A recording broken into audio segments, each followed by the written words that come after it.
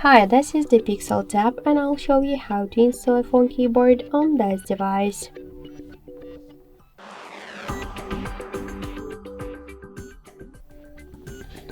So open first the Play Store app and in the search bar enter the green Apple keyboard.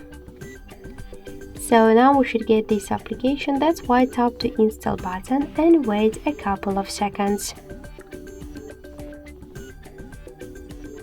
Then just tap to open the app, click enable in settings and near green Apple keyboard click on the switcher, tap twice to OK and tap to go back.